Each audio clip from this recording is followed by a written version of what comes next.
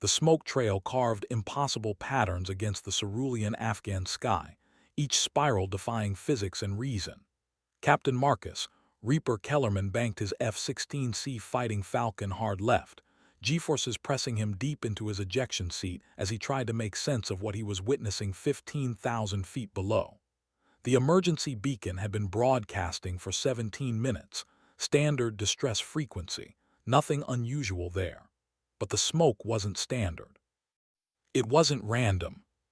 It was spelling something. Tower, Reaper 2-1, I've got eyes on the beacon source.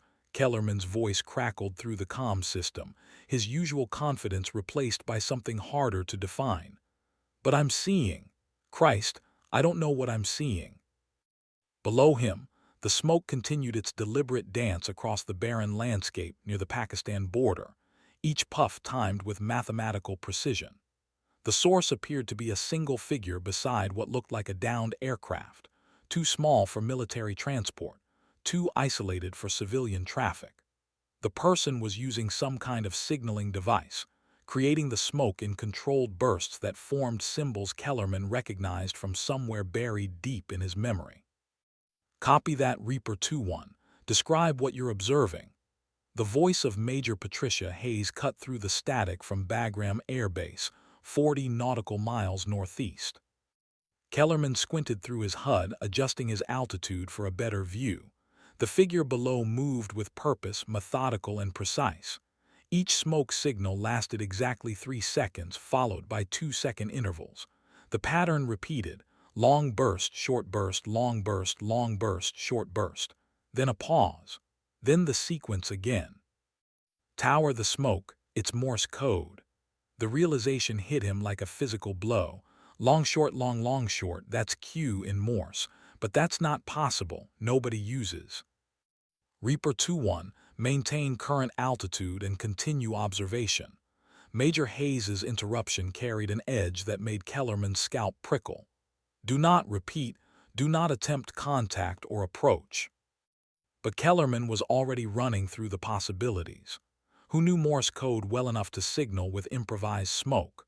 More importantly, who would choose Q as their distress signal? In maritime tradition, Q meant my vessel is healthy and I request free pratique, essentially requesting permission to enter port. In aviation, it had different meanings depending on context, but one stood out: Quebec, the phonetic alphabet designation that in tactical situations often meant questioning or query. Someone down there wasn't just signaling distress, they were asking a question. The figure continued their methodical work and Kellerman watched the next sequence begin. This time the pattern was different: short, long, short, pause, long, short, short, short, pause, long, long, short. His blood ran cold as he translated: RBG. Romeo Bravo Golf. In the old tactical codes, that combination meant one thing: red bird gone. Red bird. Kellerman's hands tightened on the stick as fragments of half-remembered briefings surfaced. There had been whispers, years ago, about a classified pilot designation, someone who had vanished during the early days of Operation Enduring Freedom, someone whose call sign had been struck from official records. Below, the smoke signals continued, and Kellerman realized with growing certainty that whoever was sending them knew exactly who might be watching. The morning sun cast long shadows across the Hindu Kush Mountains as Lieutenant Colonel Elena, Red Bird, Vasquez adjusted the makeshift smoke generator she'd constructed from her survival kit and aircraft debris. Her Boeing FA-18E Super Hornet lay scattered across a kilometer of rocky terrain behind her, victim of a surface-to-air missile that had appeared on her threat warning system exactly 2.3 seconds too late. The ejection sequence had functioned perfectly. Her aircraft had not been so fortunate. She'd been down for 6 hours, and in that time, 3 separate flights had passed overhead. 2 had been commercial, high-altitude contrails tracking northeast toward Dubai and beyond.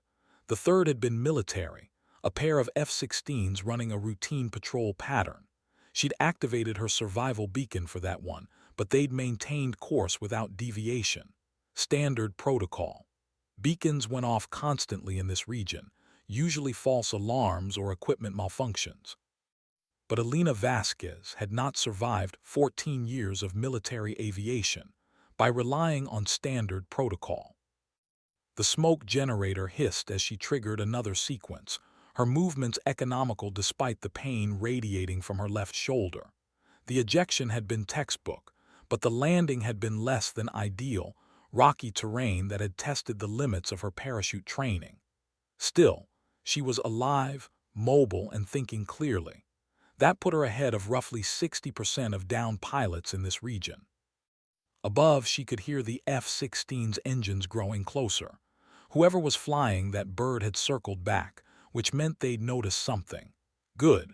That was very good. Alina had chosen Morse code deliberately. Modern pilots trained on digital communication systems, encrypted frequencies, and satellite uplinks. Morse code was analog, primitive, almost quaint, but it was also universal, recognizable, and impossible to jam or intercept in any meaningful way. More importantly, it carried weight among the older generation of pilots, the ones who'd learned to fly when such things still mattered. She triggered the next sequence: long, short, long, long, short, short, long, short, short. A GL Alpha Golf Lima. Angel Lima in phonetic alphabet, but she knew the pilot above would recognize the tactical meaning. American ground location.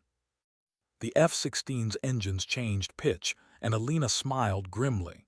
Whoever was up there, they were paying attention now. She'd been off the books for 8 months, operating under deep classification protocols that didn't officially exist. Her mission parameters had been simple: intelligence gathering, threat assessment, and target identification in regions where official American presence was diplomatically inadvisable. The Super Hornet had been configured for stealth reconnaissance, minimal radar signature, extended range fuel tanks, and sensor packages that could identify threats from altitudes that made traditional air defense systems useless. Until today, until someone had gotten lucky with a missile system that shouldn't have existed in this region. Alina triggered another smoke sequence, this one longer. Short, short, long, short, long, short, short, long, short, short, long, short, short, short, long, short. ZLDBN, the pilot overhead, would need to work for this one, but if they were worth their wings, they'd figure it out. Zone Lima Delta Bravo November. Grid coordinates encoded in the old tactical system. Her exact location transmitted in a format that only military personnel would recognize. The F-16's engines grew louder, and Alina looked up to see the aircraft banking into a tight spiral directly overhead. Through her survival binoculars, she could make out the pilot's helmet in the cockpit. They were studying her, trying to understand what they were seeing. She activated the smoke generator one final time, this sequence simpler but infinitely more significant. Long, short, long, long, short, short, short, long, long, short. Quebec Oscar Golf, question orders go. In the old codes, a question that meant, do you recognize the authority that sent me? 20,000 feet above the Afghan wilderness, Captain Kellerman felt his world shift as the final Morse sequence registered. Quebec Oscar Golf wasn't just a question. It was a challenge, a test that separated those with clearance from those without. His hands moved automatically to his secure communication panel, fingers finding frequencies he hadn't used in years. Tower, Reaper 2-1 requesting immediate patch to Oversight Authority.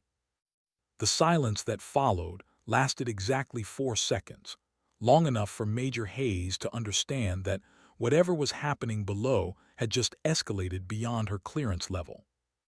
Stand by, Reaper 2-1. Kellerman maintained his orbit while his mind raced through the implications. Oversight Authority was a designation that existed in the gray spaces between official military structure and classified operations. It was the bureaucratic shadow cast by missions that couldn't be acknowledged, personnel who didn't exist in standard databases, and operations funded through budgets that Congress never saw. If someone was invoking Quebec Oscar Golf protocols, It meant they were either part of that shadow world or desperate enough to pretend they were. The comm system crackled with a new voice, older, gravelly, carrying the kind of authority that didn't need to announce itself. Reaper 2-1, this is Control. Describe your current observation in detail. Kellerman had never heard this particular voice before, but he recognized the tone. This was someone who made decisions that other people carried out, someone whose clearance level made his own security access look like a library card. Control, I have a downed pilot, approximately 15 clicks southwest of waypoint Charlie 7. Single individual, using improvised smoke signals to transmit in Morse code. They've identified themselves as American ground location and are requesting authority confirmation using Quebec Oscar Golf protocols. Another silence, this one longer. When the voice returned, its tone had changed subtly. Reaper 2-1, what is your assessment of the individual's tactical awareness? The question seemed odd until Kellerman considered what he'd observed. The smoke signals weren't random distress calls. They were precisely timed, tactically sound, and demonstrated knowledge of communication protocols that had been obsolete for years. Whoever was down there understood not just how to signal for help, but how to signal to the right people.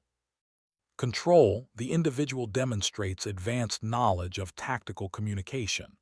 The Morse code is textbook, the timing is precise, and they've chosen signaling positions that maximize visibility while maintaining defensive terrain advantage.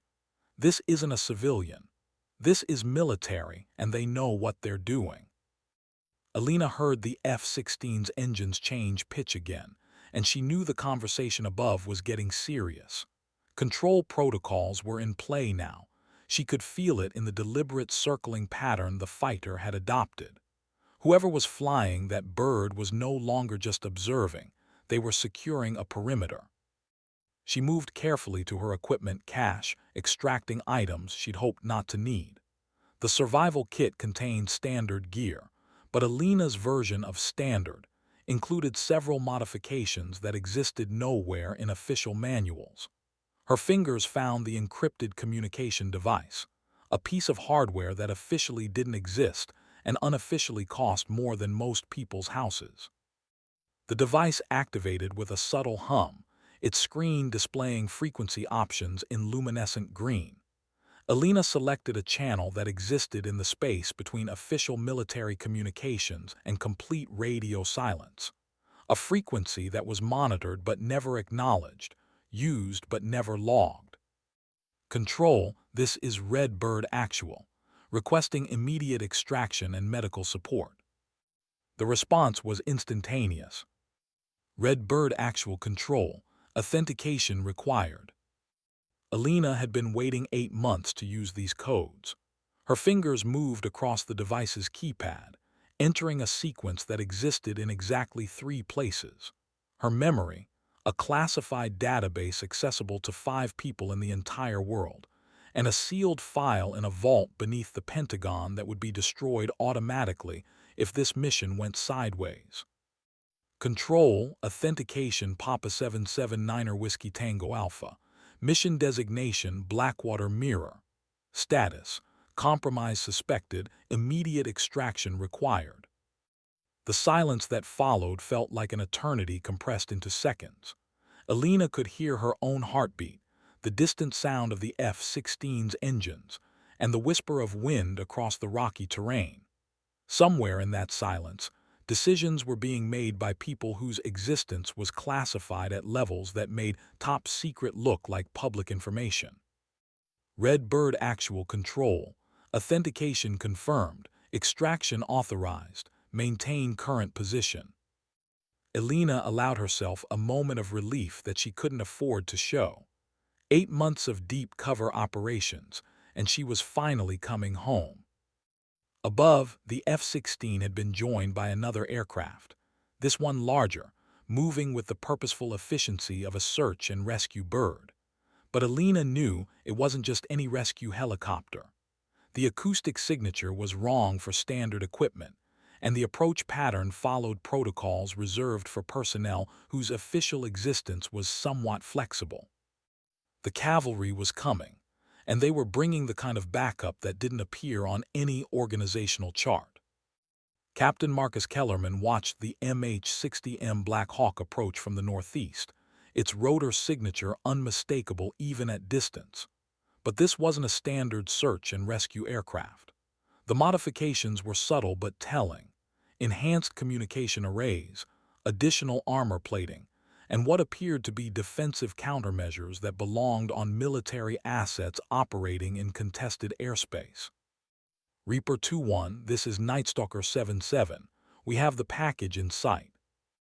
The voice carried the professional calm of someone accustomed to missions that didn't exist. Nightstalker call signs belonged to the 160th Special Operations Aviation Regiment, pilots who flew the missions that other pilots heard about in whispered conversations and quickly forgot. Kellerman maintained his overwatch position, but his role had fundamentally changed. He was no longer a patrol pilot investigating a distress beacon. He was now security for an operation that would never appear in any flight logs, protecting personnel whose extraction was worth risking assets that cost more than small cities. Below, the figure beside the wreckage had moved to a clearing roughly 50 meters from the crash site.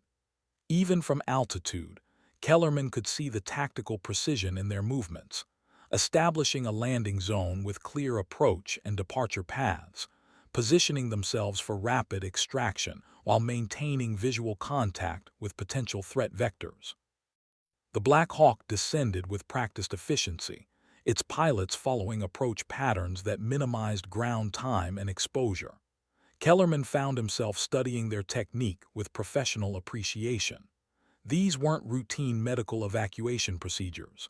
This was combat extraction methodology applied to a situation that officially wasn't happening. Nightstalker 7-7, Reaper 2-1. Perimeter is clear, no hostile contacts observed. Copy, Reaper 2-1. Maintain overwatch until we're clear of the zone. The helicopter touched down for exactly 47 seconds. Kellerman timed it automatically, a habit from training that emphasized the vulnerability window during ground operations. Long enough for the figure to reach the aircraft and board, short enough to minimize exposure to potential threats. As the Black Hawk lifted off, Kellerman caught a glimpse of the person they'd extracted through his aircraft's targeting system. Female, definitely military bearing, moving with the controlled urgency of someone accustomed to situations where seconds mattered. She'd carried minimal equipment, just a small pack and what appeared to be some kind of communication device. But it was her movement pattern that stuck with him. As she'd approached the helicopter, she'd followed protocols that weren't taught in standard survival training. She'd maintained situational awareness, checked threat sectors, and positioned herself for defensive action even while boarding a friendly aircraft. This was someone who'd operated in environments where the distinction between friendly and hostile could change without notice. Reaper 2-1 control, package is secure, RTB when ready. Return to base, the official end of an unofficial mission. Kellerman began his turn toward Bagram but found himself looking back at the crash site one final time. The wreckage was already being obscured by blowing sand, and within hours, there would be no evidence that anything had happened here. But something had happened. Someone had been operating alone in one of the most dangerous regions in the world, carrying equipment and knowledge that suggested missions far beyond standard military operations. Someone important enough to risk assets and personnel for immediate extraction. Someone whose very existence was classified. Elena Vasquez sat in the modified crew bay of the Black Hawk, her survival gear secured, and her shoulder receiving attention from a medic whose patches identified no unit designation. The pain medication was taking effect, but her mind remained sharp enough to appreciate the efficiency of the extraction team. These weren't regular military personnel. Their equipment was too specialized, their procedures too refined, their overall bearing too comfortable with operations that existed in legal and diplomatic gray areas. They moved and communicated like people accustomed to missions that required explanation to no one and justification to fewer. "How long have I been dark?" Alina asked the team leader, a woman whose rank insignia had been deliberately obscured. 8 hours, 17 minutes since your last scheduled check-in. Analysis suggested equipment failure until your Morse code transmission. Alina nodded. Equipment failure was the cover story that would explain her temporary absence from official channels. In reality, she'd been maintaining radio silence since identifying the surface-to-air missile system that had ultimately brought down her aircraft.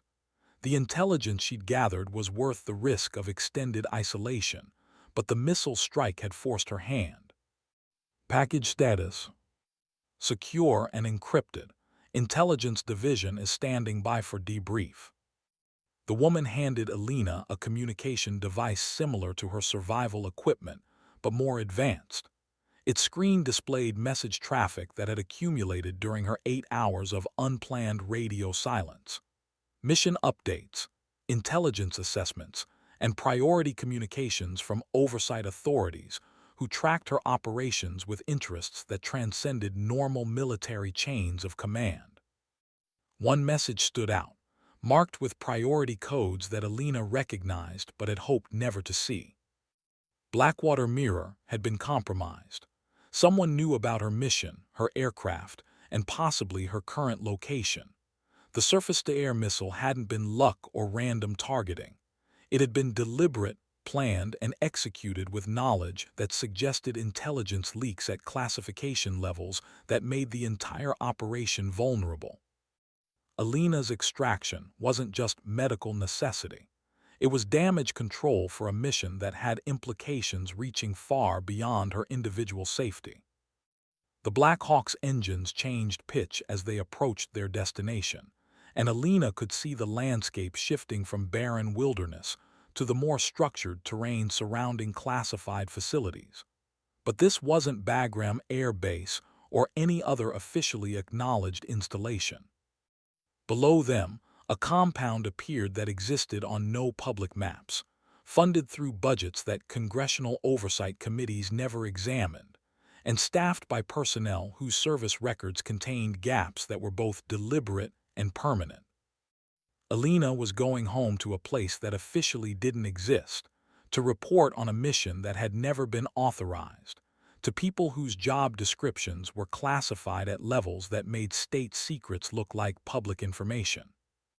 The helicopter touched down in a landing zone, surrounded by buildings whose architecture suggested permanence, but whose occupancy was deliberately temporary. Personnel moved with the efficiency of people accustomed to operations that required no explanation and left no traces.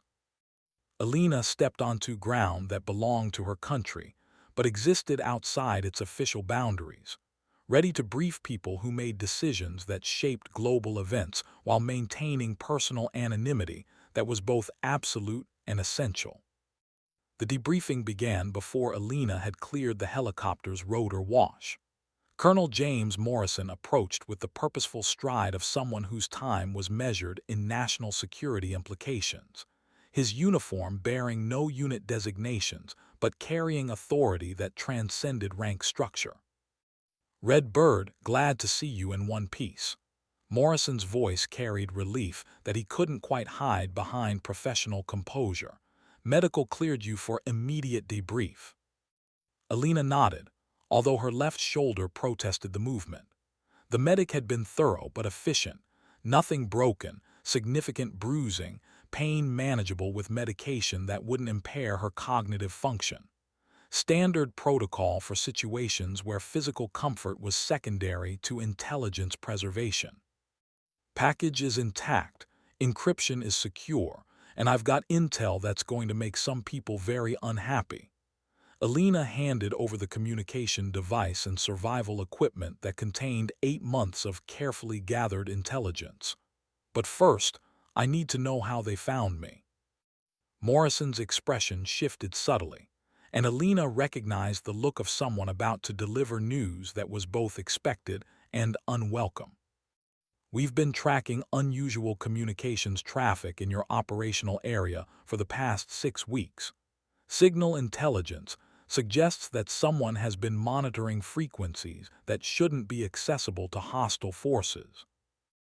They walked toward a nondescript building whose exterior suggested administrative purposes, but whose security measures indicated far more sensitive functions.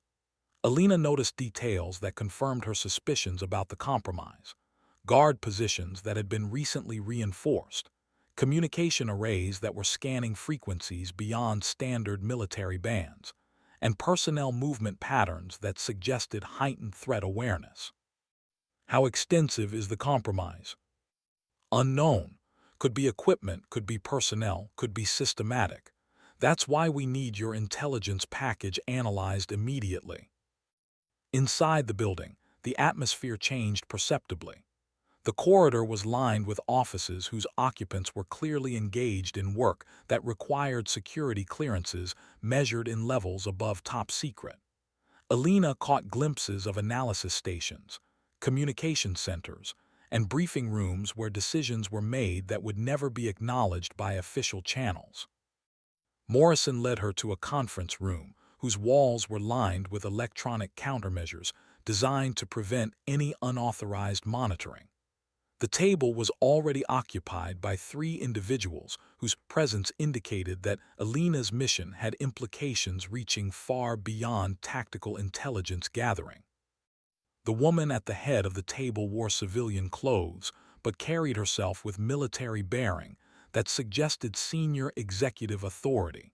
Her introduction was economical and precise. Deputy Director Catherine Walsh, Defense Intelligence Agency. The gentleman to my right is Deputy Director Thomas Chen, National Security Agency. The gentleman to my left I cannot introduce, but his organization has keen interest in your intelligence package. Alina understood immediately. The unnamed individual represented one of the intelligence organizations whose existence was acknowledged by few and discussed by none. His presence meant that whatever she discovered had implications for operations that existed several levels deeper than even her own mission. Red Bird, your 8-month intelligence gathering operation, has produced information that corroborates our worst-case scenario assessments. Before we proceed with technical analysis, I need your personal assessment of operational security during your final mission. Alina had been preparing for this question since the missile warning appeared on her threat display. The surface-to-air system that had brought down her aircraft was sophisticated, well-positioned, and operated with tactical knowledge that suggested access to information about her flight patterns and operational procedures. Ma'am, the missile system was Russian-made but modified with targeting software that isn't available through normal arms trade channels. The positioning was optimal for intercepting aircraft following the flight path I've used for the past 3 weeks. The timing suggests they knew my departure schedule and destination coordinates. Deputy Director Walsh exchanged glances with her colleagues, and Alina saw confirmation of suspicions they'd been harboring but hopping to avoid. Red Bird, based on your assessment, how would you characterize the security status of Operation Blackwater Mirror? Alina chose her words carefully, knowing that her answer would shape decisions affecting operations and personnel far beyond her individual mission. Ma'am, I assess that Operation Blackwater Mirror has been comprehensively compromised at classification levels that suggest systematic intelligence penetration rather than random security failures. The silence that followed was measured in heartbeats and implications that would reshape classified operations across multiple theaters of operation. Deputy Director Walsh opened a classified briefing folder whose contents were marked with security designations that Alina recognized but had never been authorized to access. The implications were both obvious and unsettling. Her intelligence package had corroborated threat assessments that reached far beyond her individual mission. Red Bird, your assessment aligns with intelligence we've been developing through other sources. What you've discovered suggests coordination between hostile intelligence services and assets that we believed were secure. The unnamed representative leaned forward, his voice carrying the kind of authority that existed in spaces between official government structure and classified necessity. The surface-to-air system that engaged your aircraft was delivered to the region 6 weeks ago. Our analysis indicates that its positioning and operational parameters were specifically configured to target aircraft following your established flight patterns. Alina felt pieces of a complex puzzle beginning to align. Her mission had been designed to gather intelligence on weapons systems and supply networks that were affecting coalition operations throughout the region. But if hostile forces had been tracking her activities, it suggested that her intelligence gathering had been observed, analyzed, and ultimately compromised by organizations with resources and sophistication that transcended typical insurgent capabilities. Sir, the intelligence package I've delivered contains documentation of supply networks, financial transactions, and personnel movements that indicate systematic support for hostile operations. But if my mission was compromised, it raises questions about the security of other operations in the theater. Deputy Director Chen activated a wall display that showed a complex network diagram. Alina recognized some of the elements: geographical locations, personnel designations, and operational timelines that corresponded to intelligence she'd gathered during her 8 months of covert operations. Red Bird, your intelligence has allowed us to map connections that we'd been unable to establish through other collection methods. But the compromise of your mission suggests that hostile intelligence services have been tracking our collection efforts and adapting their operations accordingly. The display shifted to show communication intercepts, financial transaction records, and personnel tracking data that painted a picture of sophisticated adversarial operations.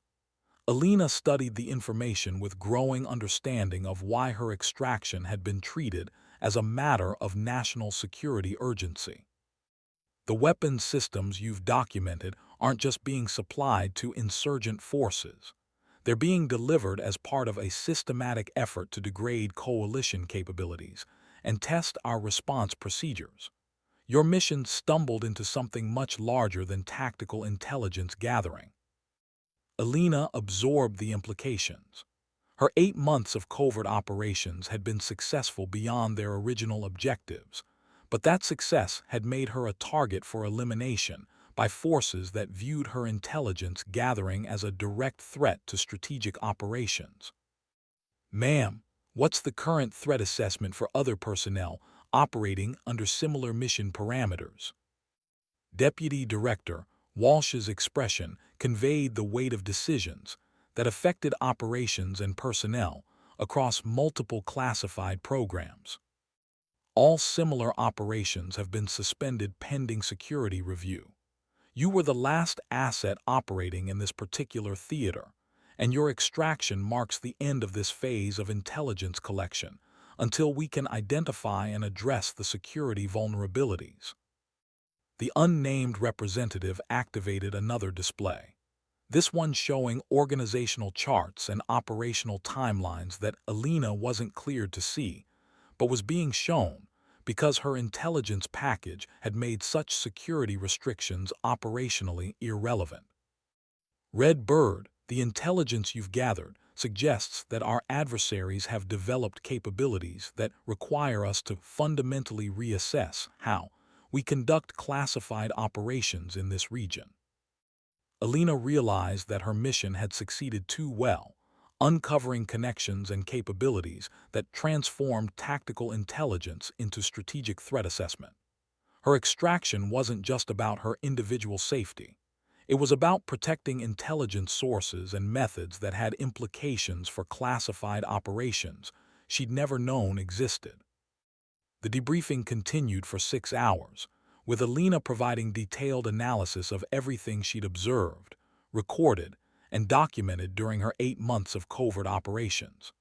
The questions came from intelligence professionals whose expertise covered technical systems, operational procedures, personnel assessment, and threat analysis at classification levels that made her own security clearance seem elementary. But it was the questions they didn't ask that concerned her most. Nobody inquired about her personal safety during the mission. Nobody asked about operational stress, psychological impact, or physical demands of extended isolation in hostile territory.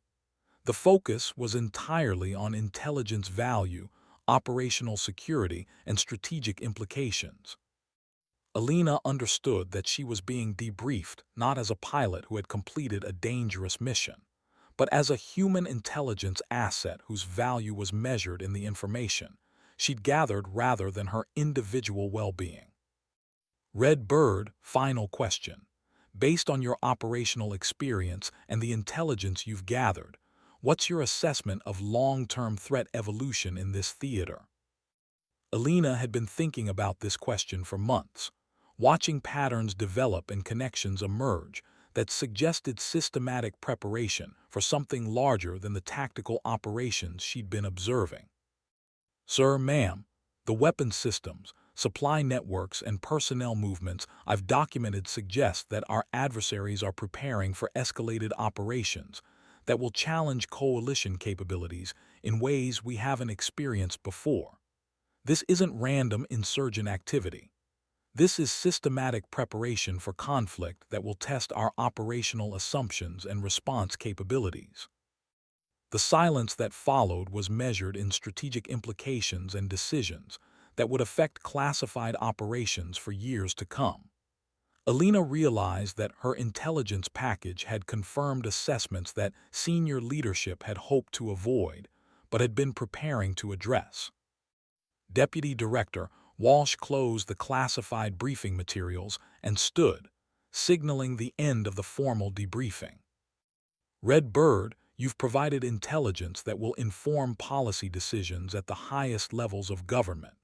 Your mission has been classified as exceptionally successful, and your contributions will have strategic impact that extends far beyond this particular theater of operations. Alina nodded, understanding that this was both recognition and dismissal. Her operational phase was complete, but the implications of her intelligence would continue to shape decisions made by people whose existence was as classified as her own mission had been. Ma'am, what are my next assignment parameters? Deputy Director Walsh exchanged glances with her colleagues, and Alina recognized the look of people who were about to deliver information that was both expected and unwelcome.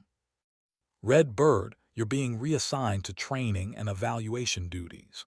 Your operational experience will be valuable for preparing the next generation of pilots for missions similar to what you've just completed.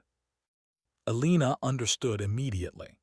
She was being moved from operational status to support functions, removed from field operations, but retained within the classified community that valued her experience while limiting her exposure to future security risks. She was being promoted away from the kind of work that had defined her military career. The transition from operational pilot to training instructor happened with bureaucratic efficiency that Alina found both impressive and depressing.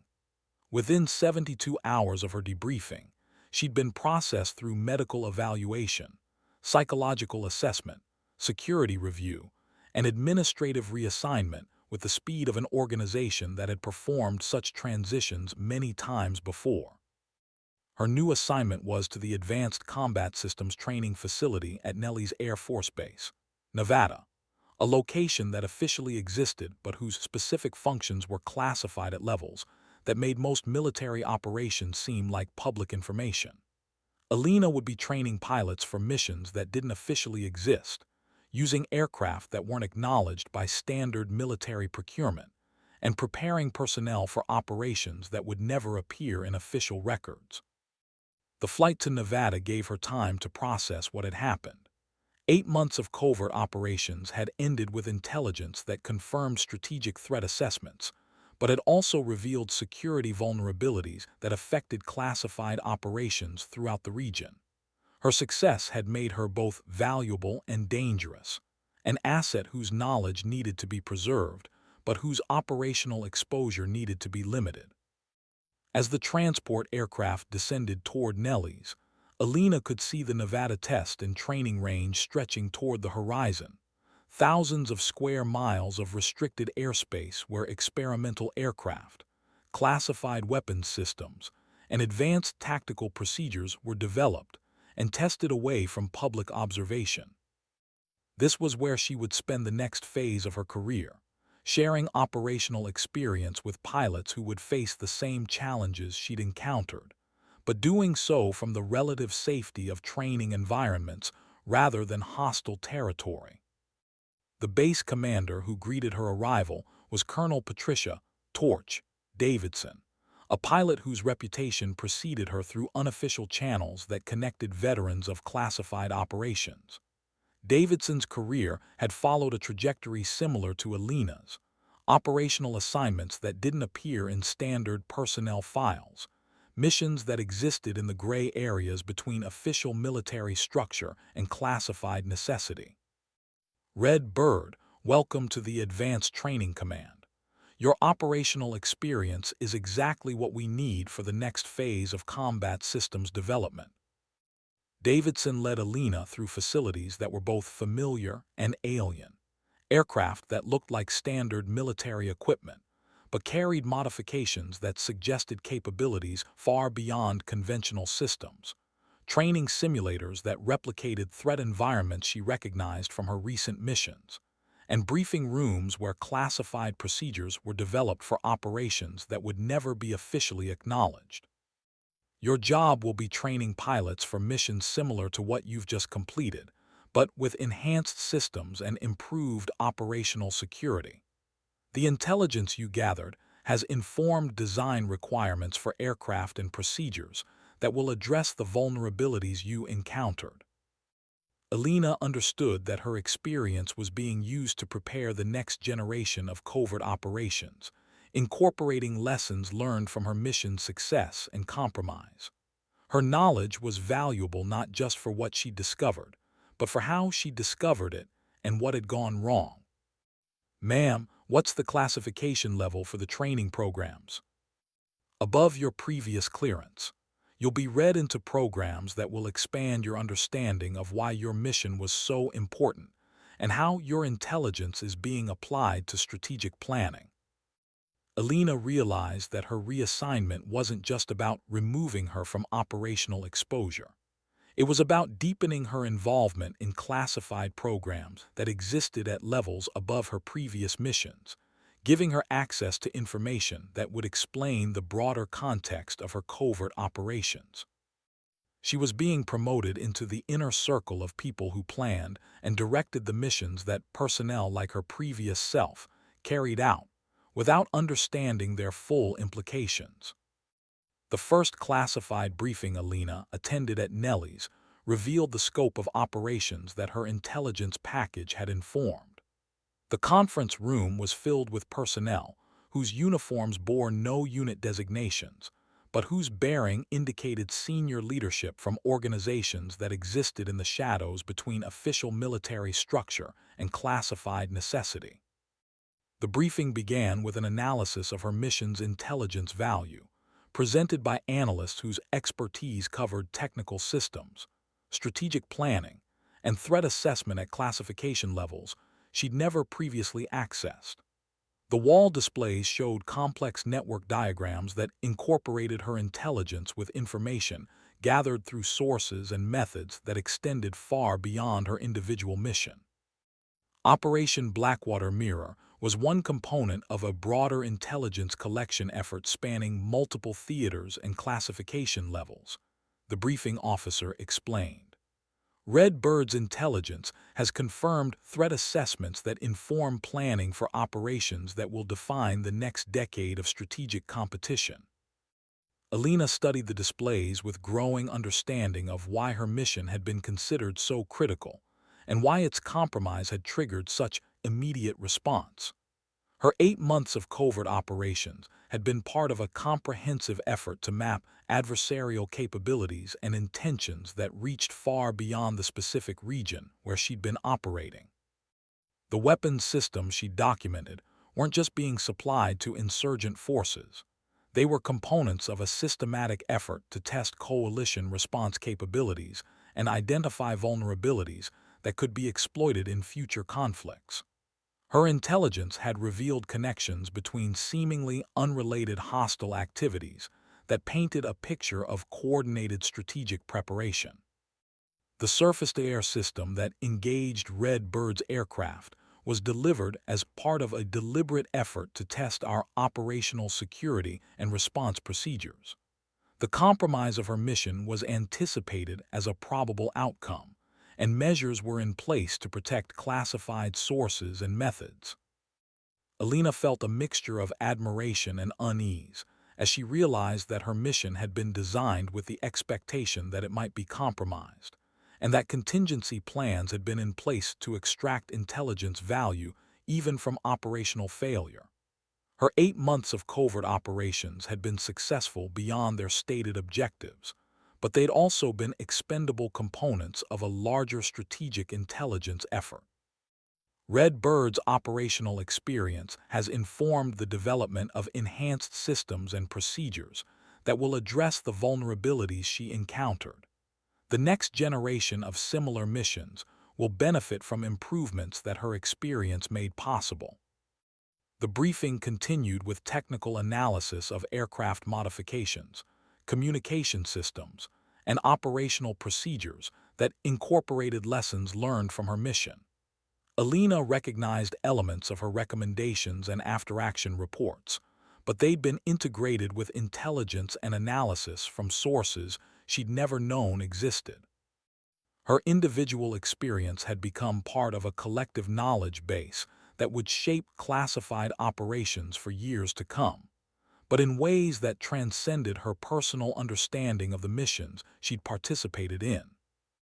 Red Bird, your new assignment will involve training pilots for missions that incorporate these enhanced capabilities. Your operational experience will be invaluable for preparing personnel to face threats that we've identified through intelligence collection efforts, including your own mission. Alina understood that she was being given access to information that would explain the broader strategic context of her previous operations, but she was also being asked to prepare other people to face similar risks with hopefully better outcomes. Her career was evolving from operational participation to strategic planning, from executing missions to designing the systems and procedures that would make similar missions more likely to succeed. The training programs Alina was assigned to develop existed at classification levels that required security clearances she'd never known existed. Her students would be pilots selected for missions that pushed the boundaries of official military operations, personnel whose careers would follow trajectories similar to her own, but with enhanced systems and procedures that her experience had helped to develop. The first group of trainees arrived on a Tuesday morning in October, 12 pilots whose personnel files contained gaps that were both deliberate and necessary. Alina studied their backgrounds with professional interest, recognizing the pattern of selection that had once applied to her own career. Exceptional technical skills, psychological profiles indicating high stress tolerance, and service records that demonstrated competence under conditions where standard procedures were inadequate.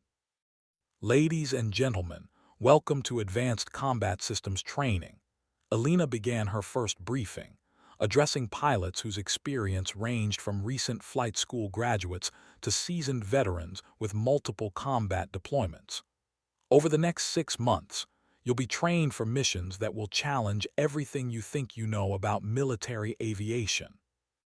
The training facility's simulator bay contained aircraft mock-ups that looked familiar but incorporated modifications that suggested capabilities far beyond standard military systems. Alina watched her students' reactions as they encountered flight controls, communication systems, and weapons interfaces that represented the next generation of classified military technology. "The aircraft you'll be flying don't officially exist," she explained during their first simulator session. "The missions you'll be trained for aren't acknowledged by standard military planning. The enemies you'll face have capabilities that exceed what you've encountered in previous assignments." Captain Jessica Viper Rodriguez raised her hand, her expression indicating the kind of questions that Alina had learned to expect from pilots transitioning into classified operations. "Ma'am, how do we maintain operational security if we're flying missions that don't officially exist?" Alina smiled, recognizing her own questions from years earlier. "Captain, that's exactly the right question to ask, and it's exactly why you're here. Operational security for classified missions requires procedures that go far beyond standard military protocols." The next 6 months would transform these pilots from conventional military aviators into personnel capable of operating in the gray areas, where official military structure intersected with classified necessity. Alina's job was to prepare them for missions that would test their technical skills, psychological resilience, and ability to operate under conditions where failure had implications that extended far beyond their individual safety. But first, she needed to help them understand why such missions were necessary. Alina's teaching methodology incorporated elements from her operational experience that weren't found in standard military training manuals. Her students learned to read threat environments through subtle indicators that conventional pilots might dismiss, to communicate using procedures that existed outside official channels, and to make tactical decisions based on intelligence that couldn't be verified through normal command structures. In classified operations, you don't have the luxury of requesting clarification or awaiting orders, she explained during a complex scenario training exercise. "You have to make decisions based on incomplete information, execute missions with minimal support, and adapt to changing conditions without compromising operational security." Captain Thomas Ghost Kim struggled with the ambiguity inherent in such operations, his conventional military training creating expectations for clear command structures and defined objectives that didn't apply to classified missions. "Ma'am, how do we know if we're making the right decisions if we don't have complete mission parameters?"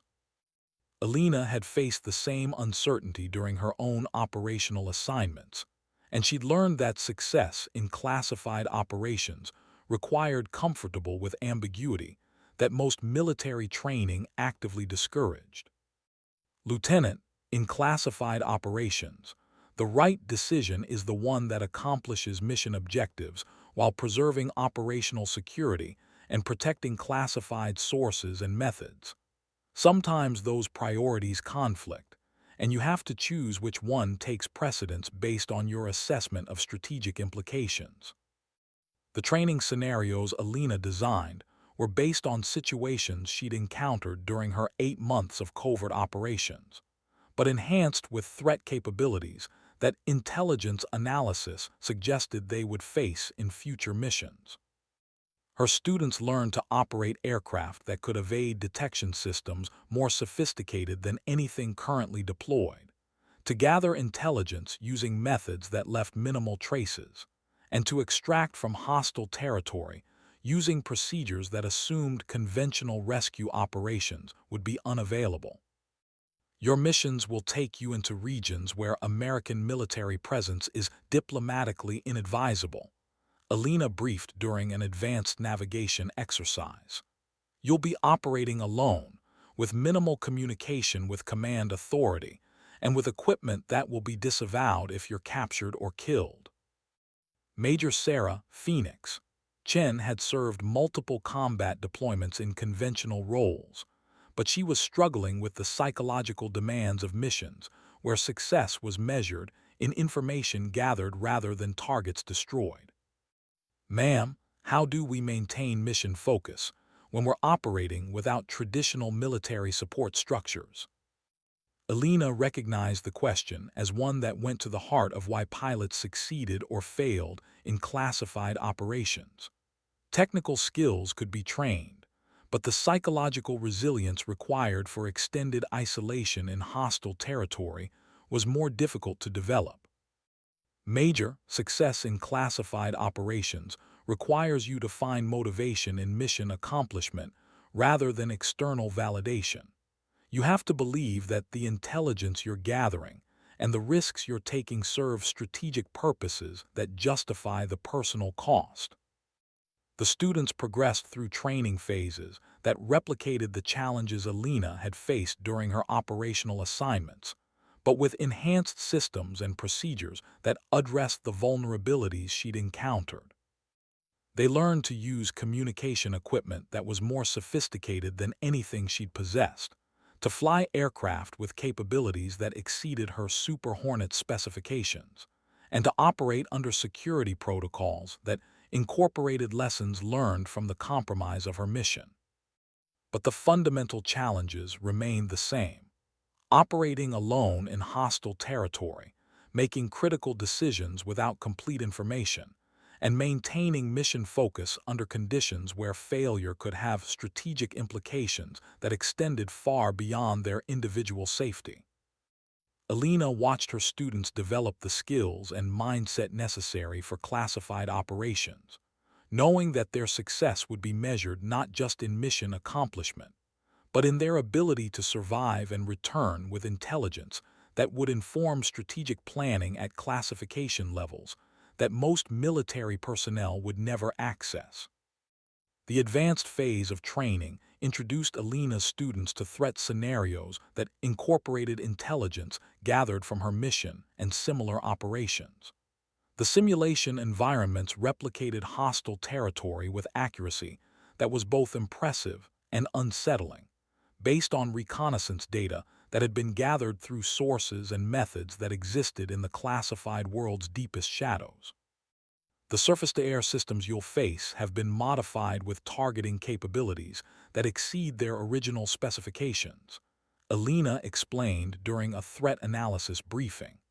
The operators have been trained by personnel whose expertise comes from intelligence services that we monitor but cannot openly acknowledge. Captain Rodriguez studied the technical specifications displayed on the briefing screen, her expression indicating professional concern about the capabilities they would face. "Ma'am, these systems appear to be specifically configured to counter the aircraft we'll be flying. How do we maintain operational advantage against threats that have been designed to target our capabilities?" Alina had faced similar systems during her final mission, and she understood that the next generation of classified operations would require enhanced aircraft capabilities and improved tactical procedures to address the evolving threat environment. "Captain, the aircraft you'll be flying incorporate modifications that address the vulnerabilities I encountered. But more importantly, your training will emphasize tactical flexibility and adaptive procedures that make it difficult for hostile forces to predict and counter your operations." The students learned to operate under the assumption that their missions were being observed and analyzed by sophisticated adversarial intelligence services. Their communication procedures incorporated encryption methods that existed several generations beyond standard military systems. Their flight patterns followed mathematical models designed to minimize predictability, and their operational procedures included deception measures that would mislead observers about their actual objectives and capabilities. In classified operations, you must assume that everything you do is being monitored and analyzed, Alina taught during a communication security exercise. Your job is to accomplish mission objectives while providing hostile intelligence services with information that is either useless or deliberately misleading. Major Chen excelled at the technical aspects of such operations, but struggled with the strategic thinking required to operate effectively under comprehensive observation. "Ma'am, how do we balance mission accomplishment with operational deception? It seems like the requirements conflict with each other. Alina had learned through experience that success in classified operations required thinking several moves ahead, like playing chess against opponents who were also several moves ahead, but working with incomplete information about your capabilities and intentions. Major, the key is to design your operations so that mission accomplishment and operational deception support each other. The best classified missions are ones where your actual objectives are achieved through activities that appear to serve completely different purposes. The training scenarios became increasingly complex as Alina's students demonstrated mastery of basic classified operations procedures. They learned to gather intelligence while appearing to conduct routine flight operations, to communicate critical information through channels that appeared to carry routine administrative traffic, and to extract from hostile territory using methods that left observers uncertain about whether anything significant had occurred. Your final training exercise will replicate the mission environment I operated in, but with enhanced threat capabilities and improved operational procedures, Alina announced during their penultimate week of training.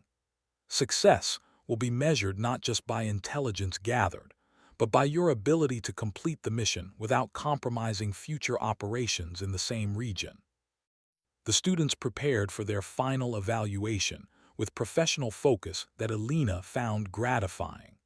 6 months of training had transformed them from conventional military pilots into personnel capable of operating in the classified world's most challenging environments. They understood that their careers would now follow trajectories that existed outside official military structure, serving strategic purposes that they would never be able to discuss with people who lacked appropriate security clearances. But Alina also knew that their real education would begin when they started their first operational assignments, facing challenges that no training program could fully replicate and making decisions whose implications would extend far beyond their individual understanding. The final training exercise took place in simulated hostile territory that replicated conditions from Alina's operational area with disturbing accuracy. Her students flew aircraft that incorporated the latest classified modifications, used communication procedures that represented the current state of security technology, and operated under rules of engagement that reflected the complex reality of modern classified operations. Alina monitored their progress from a command center, whose displays showed real-time tracking of 12 aircraft operating across several thousand square miles of restricted airspace. The exercise parameters were designed to test not just individual pilot skills, but their ability to coordinate complex operation while maintaining security protocols that prevented observers from understanding the true scope of their mission. Red Bird, this is Viper. I have visual confirmation of target designation Alpha 7. Appears to match intelligence parameters, but location suggests possible deception scenario. Captain Rodriguez's report demonstrated the kind of analytical thinking that Alina had tried to develop throughout the training program. Rather than simply reporting target identification, she was considering the tactical implications and potential counterintelligence aspects of what she was observing. Viper, Red Bird. Continue observation and gather additional intelligence before making tactical assessment. Remember that apparent targets may be designed to reveal your collection priorities to hostile observers. The exercise continued with Alina's students demonstrating skills that would have impressed her instructors when she'd undergone similar training years earlier. They gathered intelligence using methods that minimized their signature, communicated critical information, without revealing their operational procedures, and adapted to changing scenarios with flexibility that indicated genuine understanding of classified operations principles. But the real test came when the exercise parameters shifted to replicate the kind of compromise that had ended Alina's final operational mission. All units, be advised that hostile surface-to-air systems are now active in your operational area. Exercise parameters now include potential aircraft loss and personnel extraction requirements. Alina watched as her students adapted to the elevated threat environment, their tactical decisions reflecting training that had prepared them for exactly this kind of scenario. They modified flight patterns to minimize exposure, adjusted communication procedures to maintain coordination while reducing electronic signature, and began implementing extraction protocols that would preserve operational security even if individual aircraft were lost. Major Chen's voice came through the communication system with professional calm that indicated genuine understanding of the stakes involved. Red Bird, this is Phoenix. Hostile surface-to-air acquisition detected, implementing evasive procedures and requesting backup extraction protocols. Phoenix, Red Bird. Execute evasion sequence Charlie 7 and proceed to extraction point Delta. Other units maintain operational parameters unless directly engaged. The scenario played out with Alina's students demonstrating competence that validated 6 months of intensive training. They faced threats that replicated her operational experience, but with enhanced systems and procedures that addressed the vulnerabilities she'd encountered. More importantly, they demonstrated the kind of tactical thinking and operational flexibility that would serve them well when they faced real-world challenges that no training program could fully anticipate. The exercise concluded with successful intelligence collection and personnel extraction, but Alina knew that the real measure of their training would come when they began operational assignments, where failure had implications extending far beyond exercise parameters. Ladies and gentlemen, congratulations on completing Advanced Combat Systems training. You are now qualified for missions that will challenge everything you've learned and require you to adapt to situations that we couldn't simulate in training environments. Alina looked at her students, 12 pilots who had been transformed from conventional military aviators into personnel capable of operating in the classified world's most demanding environments. They would soon begin operational assignments that would test their skills, psychological resilience, and ability to serve strategic purposes that they might never fully understand. Their success would be measured not just in missions accomplished, but in their ability to return safely with intelligence that would inform decisions made by people whose existence was as classified as the operations they would conduct. The graduation ceremony for Alina's first training class took place in a briefing room, whose security measures indicated that the proceedings would never appear in official military records.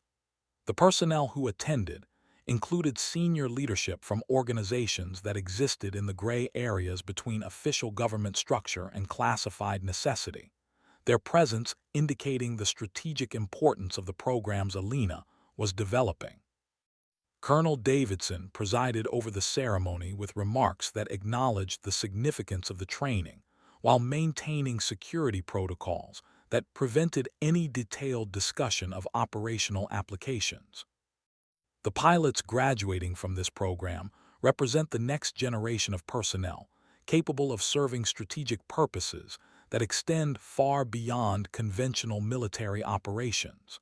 Their training has prepared them for missions that will shape national security in ways that may never be publicly acknowledged. Alina watched her students receive their program completion certificates and new assignment orders, knowing that their careers would now follow trajectories similar to her own previous path. They would operate in hostile territory with minimal support, gather intelligence that would inform strategic planning, and make tactical decisions whose implications extended far beyond their individual understanding. But she also knew that their enhanced training and improved systems would give them advantages she hadn't possessed during her operational assignments.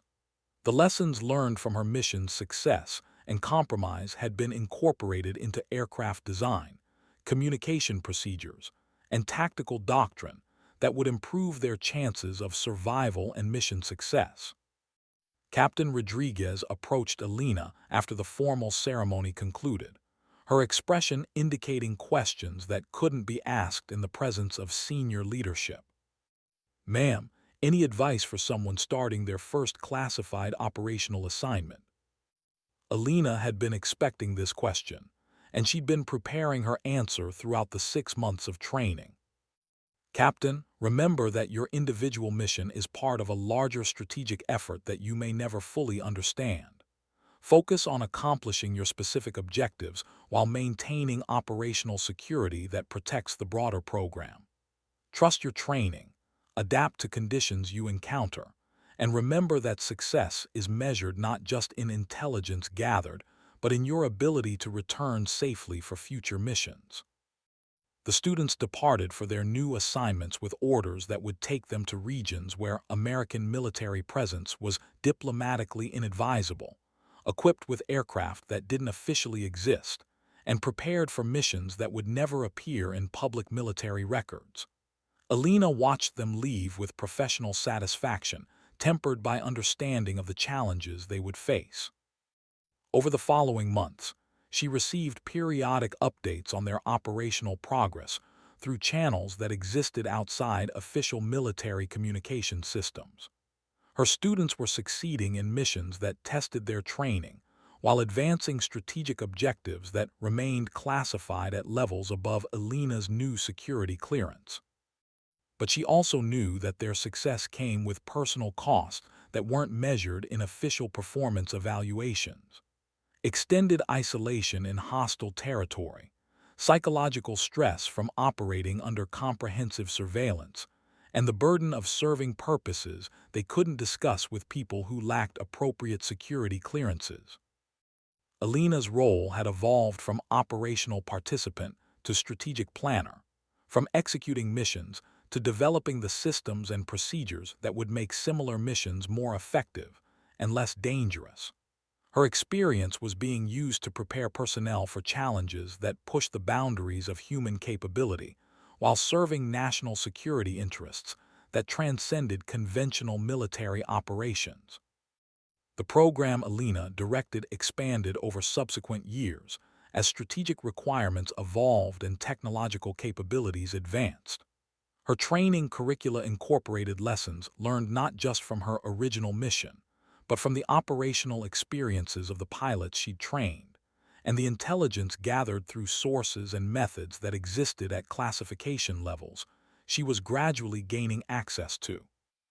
The aircraft her students trained on represented successive generations of classified technology that addressed threats identified through intelligence collection, efforts spanning multiple theaters and adversarial systems. Each modification incorporated technical solutions to tactical problems that had been encountered during operational missions, creating capabilities that existed several years ahead of acknowledged military systems. The next generation of classified operations will require capabilities that push the boundaries of what's physically possible with current technology. Alina explained during a program development meeting attended by personnel whose expertise covered advanced aircraft design, classified weapons systems, and strategic planning at classification levels that made most government operations seem transparent. Her students' operational successes had validated training methodologies that were now being applied to broader programs spanning multiple military services and intelligence organizations. The procedures Alina had developed for preparing pilots to operate in hostile territory with minimal support were being adapted for personnel who would face similar challenges in different operational environments. But the fundamental challenge remained the same: identifying and training individuals capable of serving strategic purposes that required them to operate outside official military structure, while maintaining personal and professional standards that met the highest levels of military excellence. Alina's program had become a model for training personnel whose careers would exist in the shadows between acknowledged military operation and classified necessity, serving purposes that shaped global events while maintaining personal anonymity that was both essential and absolute. The recognition of Alina's contributions came through channels that existed outside official military awards and promotion systems. Her work was acknowledged by people whose authority transcended rank structure, whose decisions affected strategic planning at classification levels that made most government operations seem routine, and whose approval carried implications for programs that would define classified operations for decades to come. Red Bird, your program has produced personnel capable of accomplishing missions that were considered impossible when we first began planning classified operations at this scale. Deputy Director Walsh observed during a program review meeting attended by senior leadership from multiple intelligence organizations. Alina understood that her career had become part of institutional knowledge that would influence classified operations long after her individual service ended. The procedures she developed, the personnel she trained, and the operational experience she documented would become components of strategic capabilities that existed outside public awareness, but served national security interests in ways that traditional military operations could not. Her transformation from operational pilot to strategic planner represented career evolution that occurred within the classified community, but remained invisible to conventional military structure. She served purposes that required her to operate outside official acknowledgement while maintaining professional standards that exceeded those of acknowledged military operations. The pilots Alina trained went on to operational assignments that validated her program's effectiveness, while advancing strategic objectives that remained classified at levels above her security clearance. Their successes demonstrated capabilities that existed several generations beyond acknowledged military systems, serving purposes that shaped global events while maintaining operational security that prevented public awareness of American involvement. But Alina also knew that their operational successes came with personal costs that weren't captured in official performance assessments. The psychological demands of extended isolation in hostile territory, the stress of operating under comprehensive surveillance by sophisticated adversarial intelligence services, and the burden of serving strategic purposes they couldn't discuss with people lacking appropriate security clearances. Her role had become one of preparing personnel for challenges that tested human capability, while serving national security interests that transcended conventional understanding of military operations.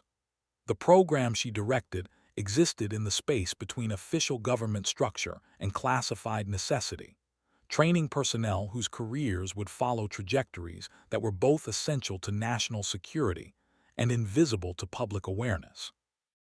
Alina's legacy would be measured not in official military awards or public recognition, but in the capabilities she'd helped develop for conducting operations that existed outside acknowledged military structure, while serving strategic purposes that shaped global events through methods that remained classified at the highest levels of government secrecy. The years passed with Alina's program evolving to address threats that became increasingly sophisticated as adversarial intelligence services adapted to American classified operations capabilities. Her training curricula incorporated technical solutions to challenges that pushed the boundaries of human and technological capability, preparing personnel for missions that represented the cutting edge of classified operations. The aircraft her students flew incorporated modifications that existed several generations beyond acknowledged military technology, using systems that had been developed through programs that existed outside public awareness and funding, that came from sources that congressional oversight committees never examined. Each capability represented solutions to tactical problems that had been identified through operational experience and intelligence analysis that covered global threat environments. Alina's students succeeded in missions that advanced strategic objectives while maintaining operational security that prevented adversarial intelligence services from understanding the full scope of American classified capabilities. Their accomplishments validated training methodologies that were now being applied to programs spanning multiple military services and intelligence organizations. But the personal costs remained significant. Extended operational assignments in hostile territory, psychological stress from comprehensive surveillance, and isolation from support structures that conventional military personnel took for granted. Alina's role included preparing personnel not just for technical challenges, but for psychological demands that tested human resilience under conditions where failure could have strategic implications. The program she directed had become institutional capability that would influence classified operations for decades beyond her individual service. The procedures she developed, the personnel she trained, and the operational knowledge she documented would become permanent components of strategic capabilities that served national security interests through methods that remained invisible to public awareness.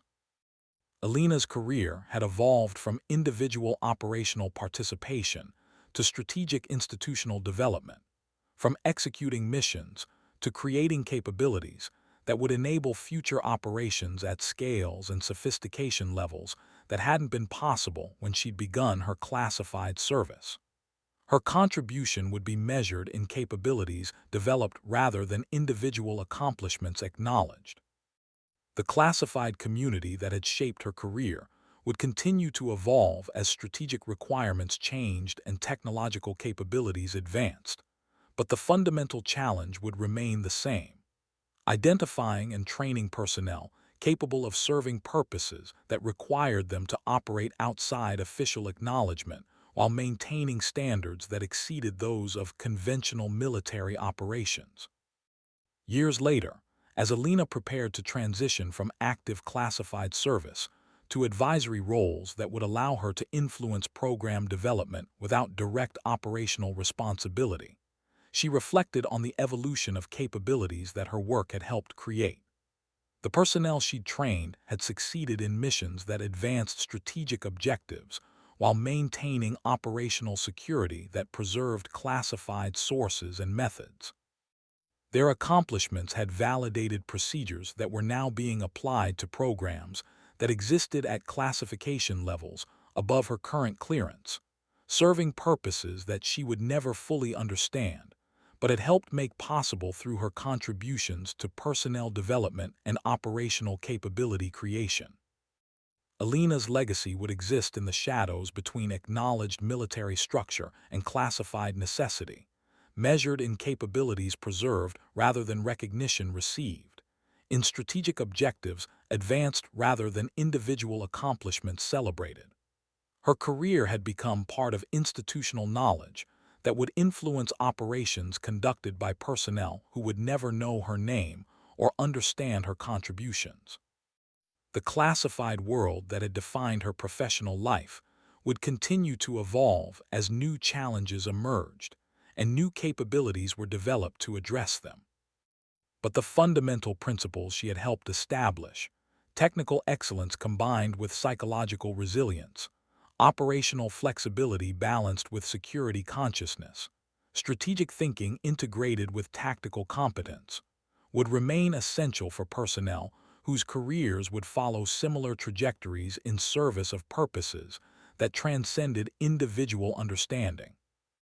Alina's final operational briefing took place in the same conference room where she had been debriefed after her extraction from hostile territory years earlier. The personnel attending included some of the same individuals who had questioned her about intelligence gathered during her covert operations, but also new faces representing organizations that had developed capabilities based on her contributions to classified operations. Red Bird, your program has produced capabilities that exceed our original projections for classified operations effectiveness, the unnamed representative observed, his presence indicating that Alina's work had implications for programs that existed at classification levels that made her original mission seem routine. Alina understood that her career had contributed to strategic capabilities that would serve national security interests for decades beyond her individual service. Through personnel she had trained and procedures, she had developed for missions that would remain classified long after the specific threats they addressed had evolved into new challenges. Her transition to advisory status would allow her to influence program development without direct operational responsibility, contributing expertise gained through years of classified service to capabilities that would address threats that hadn't existed when her career began, but would require the same fundamental combination of technical excellence and personal resilience that had defined successful classified operations throughout her service. The pilots Alina had trained were now training others, passing on knowledge and capabilities that had been developed through operational experience and refined through institutional learning that occurred outside public awareness. Her contribution had become part of collective capability that would influence classified operations through successive generations of personnel, whose careers would follow trajectories similar to her own. Alina's legacy would be measured in capabilities maintained rather than recognition received, in strategic objectives advanced rather than individual accomplishments acknowledged. Her career had become institutional knowledge that would influence operations conducted by personnel who would serve purposes that transcended their individual understanding, just as she had served purposes that she was only now beginning to fully comprehend. The classified community that had shaped her professional life would continue to evolve as strategic requirements changed and technological capabilities advanced.